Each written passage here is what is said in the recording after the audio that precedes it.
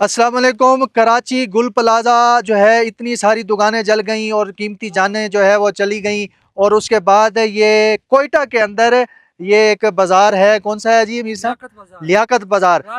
रात 4 बजे कोयटा के अंदर लियाकत बाज़ार के अंदर जो है वहाँ पर भी मार्केट में आग लग गई और बाहर 6 गाड़ियाँ खड़ी थी, वो भी जल गई, मार्केट भी जल गई। तो ये इतने नुकसान क्यों हो रहे हैं? देखें, कुरान के अंदर अल्लाह पाक फरमाते हैं कि ये जितने भी इंसान के हालात हैं इस दुनिया में, जितने भी हालात हैं, मफहूम है कि उनका ताल्लुक अमाल के साथ है। तो ये जो नुकसान हो रहे हैं, हम इस नुकसान में बजाय हुकूमत को ऊपर तानो तशनी करें और लोगों के ऊपर तानो तशनी करें, हमारा दीन ये सिखाता है कि हम अल्लाह की तरफ मुतवज्जे हों, तौबा करें, इस्तगफार करें कि अल्लाह अपने महबूब की उम्मत के हाल पे रहम फरमाए। हम जो है सैलाब आता है लेकिन मस्जिद के अंदर नमाजियों की तादाद नहीं बढ़ती। इसी तरीके से जो है ना तूफान आता है और ज़लज़ले आते हैं, लेकिन हम अल्लाह के करीब कितना होते हैं? जो अल्लाह हालात को बनाने वाला है, जो अल्लाह पाक मसाइल को हल करने वाला है, जो अल्लाह पाक जो है ज़िंदगी को बनाने वाला है, उससे हम अपने ताल्लुक़ को बनाएं। इंशाअल्लाह वो हमारे हालात को दुरुस्त करेगा। तो एक छोटा सा पैगाम है,